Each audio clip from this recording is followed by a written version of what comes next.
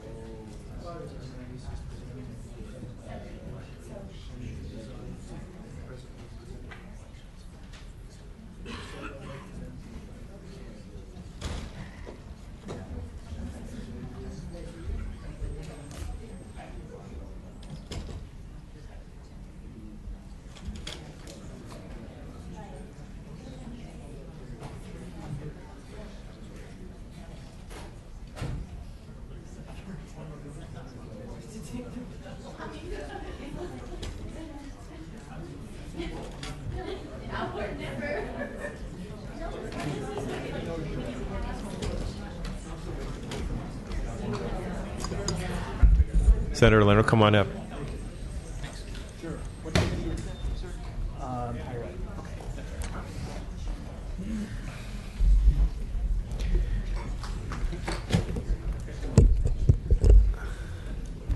Senator Leno, please go ahead and present. I'm obviously not Mr. Bonta. I'm obviously not Mr. Mainsheim, so I'm kind of down the totem pole a little bit. But please go ahead and. Well, I'm just calling it out, you know. So. You got a tough crowd here. I do. You run a good ship. So please present SB 546. Thank you. If we can contain Mr. Ridley Thomas, I'll get started. It was all right. Thank you, Mr. Chair and committee members. This bill specifically can help California contain our health care costs and also keep our workforce healthier. In 2011, with the help of many in this room, we passed a bill which the governor signed, which brought transparency to health insurance rates for individuals and for the small business market. As a result of that bill, in the first few years of implementation, consumers have saved already close to $500 million. This will bring the same kind of transparency to large employers, those with 50 employees or more, and labor management trust funds that purchase coverage for workers. Without better information about their rates, how they're increasing, how these rates are constructed, large purchasers cannot implement programs to reduce healthcare costs and improve workers' health outcomes. So, how will the bill do this? Specifically, it adds information to an existing notice to purchasers about the average rate increases for covered California and CalPERS so that employers can know exactly how rates are increasing in the general marketplace. It also requires health insurers to file with regulators how rates are determined for large purchasers, including all the factors used to modify the rates. So we're talking about things like what industry, occupation, and age, among others. In order to reduce the workload of regulators and health plans, those filings may be done in the aggregate for all products sold in the large group market. It also provides public meetings so that conversations can be had about how and why rate changes occur. And finally, if the rate increase is more than 150% of average, or if they trigger the excise tax for the purchaser, then the bill requires the same kind of rate review that I've already mentioned with regard to the individual and small business market. We see that covered California's premiums going to go up about 4.2% in the coming year, but large purchasers are still experiencing rate increases of more than 20, even 24%. Something's out of line here. With more information, we can better address why this disparity exists. And again, as I said in my opening, the idea is to better inform large group employers so that they can pass on the information if they know what's actually driving up their costs to keep their employees healthier. So again, learning from the experience that we've had with this prior bill and the $500 million saved in the individual and small business market, we can do the same for the large, and I ask for your aye vote. Thank you, Senator Leno. Witnesses in support. Mr. Chair, members, Sarah Flocks of the California Labor Federation. We are the co-sponsors of this bill. And we're here because rising healthcare costs are taking a toll on employers and on workers. Our premiums have gone up 185% since 2002. We have some of our joint labor management trust funds who are purchasers of healthcare who are paying $10 an hour, $12 an hour, up to $14 and $15 an hour per member just for health care. That means that is money on the table that is not going to workers and wages, and it's not going to employers so that they can create more jobs and expand. That is money that is just going to pay for the rising cost of health care. At the same time, we're facing pressure from the excise tax, which the ACA imposes in 2018, which is a 40% tax on the cost of benefits, both employer and employee share. This is an urgent situation, and so we've taken matters into our own hands and are doing all we can to contain costs. That's why SB 1182 that Senator Leno carried and was signed into law last year is so useful, because it gave us specific data about our group so that we could see, do we have a prevalence of diabetes? Is it maybe hypertension? What can we do in terms of putting together disease management and wellness programs to get our members healthier? Maybe we need to waive the cost of copays for diabetes medication. All right, let's figure out where to do that. That information was really useful, but it's only a small piece of the puzzle. As my colleague says, basically we got the ingredients, but we didn't get the recipe. So what SB 546 does is take it a step further and complete the picture of information. And it gives us data that we can use in three key ways. In the first way, in the aggregate filing, it basically gives us information about how health plans are setting our rates. Right now, we don't know what the factors are that they use to set those rates. Is it industry? Is it occupation? Are they using age, gender, and geography? How are those rates put together? When we have that information, then that gives us the full picture so that we can use the information about our funds more specifically. So we can take that rate information and be able to go into negotiations when we talk to health plans about the rates they want to give us. We have the full story. It also gives us a picture of the market as a whole. Even CalPERS, who has gotten this data for years, doesn't know what's happening in the large market as a whole. In the second, it gives regulator scrutiny of rates that are excessive, that hit a trigger, so that they can look at the assumptions, they can look at the actuarial analysis and say, are these assumptions correct? I mean, we've seen with the money that has been saved by 1163 that there are errors, there are faulty assumptions, there are problems. This brings sunshine to that process. And third, there's public hearings, public meetings, so that people can come and comment on and discuss what are the cost drivers. So for those reasons, the transparency in this bill is critical, and we urge an aye vote. Beth Capel on behalf of the Teamsters and Unite Here, the Hotel Workers Union. We are also here in support of greater transparency of health insurance costs. We want to remind you that we sat at this table alongside the health plans and discussed transparency of another kind of healthcare costs, those related to pharmaceutical manufacturers. We support transparency across the healthcare system. We don't understand how the health insurance rates for large employers are constructed. The rules are very different there than they are for individual and small employers, where it's age and geography that drive costs. In the large employer market, the only things that are prohibited are things like race, ethnicity, religion, gender. But if you can rate based on occupation and industry, you can get to surrogates for race and ethnicity and gender pretty quickly. We don't know what health plans are doing. There's no reason they have to tell us. They don't have to tell us why they're increasing our premiums. We have trust funds that in advance of the ACA negotiated what they thought was a good deal, got it down from 17% per year for 3 years, that's 17, 17, and 17, to 9, 9, and 9, only to discover that small employers from the same carrier got 6, 7, and 4. Well, what kind of deal is that? Yet we were blind in our negotiations. We didn't know what was going on in the rest of the large employer market. We weren't told what was going on in the individual and small employer market.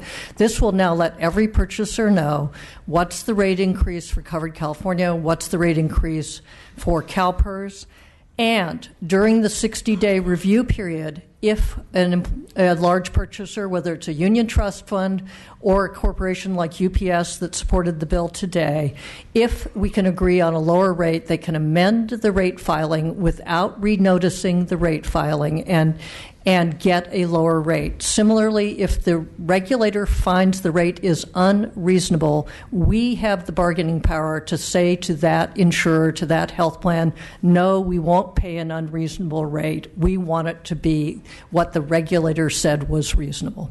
So for those reasons, we're very pleased to be sponsoring and supporting this measure. Thank you. Additional witnesses in support. Tam Ma with Health Access and strong support. Kendra Harris with the California Federation of Teachers in strong support. Dolores Duran Flores with the California School Employees Association in support. Michelle Cabrera with SEIU California in support. Dave Walrath, California Retired Teachers Association in support. Jeremy Smith on behalf of the State Building Trades, also in support. Shane Gussman on behalf of the Amalgamated Transit Union, the Machinists, the ILWU, the ILWU Northern District Council, and the ILWU Pensioners, all in support. Pat Whalen, Ellison Wilson Advocacy here on behalf of the United Nurses Association of California, a proud member of AFSCME, in support. See no additional witnesses in support, witnesses in opposition.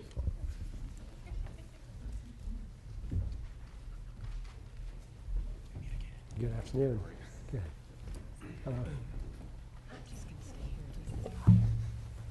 You saved a seat. Thank you, Mr. Chair and members. Nick Luizos on behalf of the California Association of Health Plans in opposition to the bill. Let me start off by saying that from our perspective, SB 546 is not a simple transparency bill. The bill requires my members to sell their large purchaser rates to the government for the purpose of a specific regulatory action, namely the determination of whether the rate that both parties agreed to is reasonable. This premise is fundamentally flawed. The bill sets up a system by which two relatively large and sophisticated market actors can shake hands, sign a contract, and then have the government come in and characterize that agreement. This makes no sense in the large employer market, which is why Most employers are not asking for this bill, and indeed, CalPERS is trying to carve itself out of the bill as well. The large group market is highly customized, with roughly 14,000 different contracts in place in California, according to a survey that we did of our members. Employers dictate many of the terms. Sometimes they want to pay more for more services. The market is also primarily experience rated, and what this means is that the projected cost for an insurance policy is based on the claims history of the party seeking to be insured, so the claims history of the employees. It's also important to keep in mind that health plans in the large group market must meet a medical loss ratio of 80%. This means that 80% of every premium dollar has to be spent on direct medical services. In essence, if there is a rate increase offered to a large purchaser, that rate is reflective of the underlying cost of care and services. Sometimes rates will go up, and sometimes they will go down. And indeed, we know, and we've heard from some of the supporters of this bill, that the rates have gone down in recent years in certain areas. If the purchaser doesn't like the rate they're getting from the insurance company, it can shop that rate in the market and find a different plan under guarantee issue. There is nothing tying a purchaser to a particular plan. This bill will only succeed in increasing costs in the healthcare system. Even under the triggers in this bill, there would be thousands of rate filings that would have to be submitted to the Department of Managed Healthcare and to the California Department of Insurance for rate review. We don't believe this is a good use of healthcare regulatory resources. And, I agree with Ms. Capel. CAP has a history of supporting transparency bills, even working with the sponsors of this bill to address the underlying cost drivers in the healthcare system. We even removed our opposition to SB 1182 last year by Senator Leno. It's a bill that requires my members to submit claims level data that can be very detailed, which stops at the level of HIPAA related information that can cause primary privacy concerns. The DMHC has received funding in this year's budget to oversee that SB 1182 process, and so we're just asking ourselves why we're here again changing the protocol, and we would rather let that law work and see what benefits could be added to the system before we start changing things that are costly for my members and for the state. So for those reasons, we are opposed. Thank you. Thank you, Mira Morton here on behalf of the California Chamber of Commerce, also in opposition today. And our members fundamentally just look at the information, the value of the information that's being asked for here differently than the proponents do. In their perspective, they have the information that they need. They have enough leverage and enough competition between all of the different carriers that are out there in order to get competitive rates. They're protected by the medical loss ratio that was implemented by the ACA, and also already have the ability to make basic comparisons between whatever their rates are and what their projected rate increase will be, and what's happening in other markets like Covered California, CalPERS, the small business shop, and what's happening in other states. The real issue from their perspective is that the underlying drivers of healthcare costs are continuing to grow faster than the economy and the cost of living. And the ACA also included the Cadillac tax provision, which was designed to discourage more lavish benefit packages in order to discourage excessive healthcare spending that doesn't necessarily result in better healthcare outcomes. And whether the Cadillac tax is triggered or not really has nothing to do with whether your rate is fairly calculated by your carrier or not. It has to do with how lavish is your benefit offering. And that policy, whether we like it or not, was designed to get people to carve back their benefits or keep from building them up too much to what the federal government felt was too far. And so we just don't see that as pertinent to whether, we don't see, if it was triggered, then it must mean that our carrier is being unfair in calculating our rate. It's just a fact. That's why it was implemented, was in order to discourage us from having excessive benefits. And also, we just don't see that it's necessarily relevant that you have an increase that's more than 150% of what's happening in another market. It's very difficult to even compare one large employer's plan to another large employer's plan. They have very different benefits that they may offer. They're covering a different population of workers. And as my colleague mentioned, this is based on your particular population of employees. It's not like that in the other markets. So very difficult to make those comparisons here. And so for us, this is really going to be a huge administrative burden for the plans that we're apt to end up paying for in our premiums, and we just don't see where we get a lot of benefit for that burden. We just don't see how this is going to result in lower premiums for us. It's more apt to result in higher premiums. Thank you. Thank you, Mr. Chair and members. Teresa Stark on behalf of Kaiser Permanente. We are also in opposition to this measure. We are very sympathetic to the concerns of the sponsors of the bill and the concerns that Senator Leno is addressing in terms of affordability and transparency.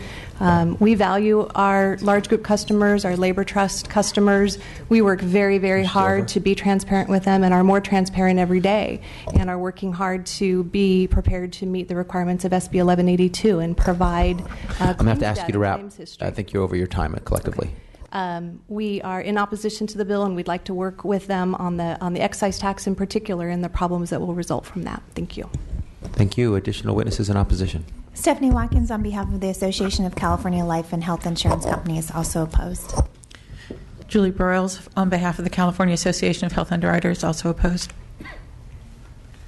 Maureen Higgins representing America's Health Insurance Plans in opposition. Luis Sanchez Blue Shield of California in opposition. Dan Chick with HealthNet in opposition. Questions or comments from members? Assemblymember Lackey. Yeah, Senator, can you hear me? I can. Okay, good enough. Well, to your apparent credit, you championed Senate Bill 1182 of last year, which was clearly a transparency effort. And I was wondering how many people requested data under that bill. Do we know of anybody that's even come forward with probative questions? I think we do. Mr. Pell? Yes, sir. Several of the trust funds for the hotel workers have requested data and have found that some plans who previously said the data didn't exist were happy to provide it, and other plans are being a touch slower, but we are getting the data and, in fact, are implementing programs based on it in order to meet the quadruple aim of lowering costs, improving health care, and reducing health equity. So we are using the data and happy to have it, but it is, as Ms. Flock said, like having the ingredients without the recipe if we don't know how the rates are put together.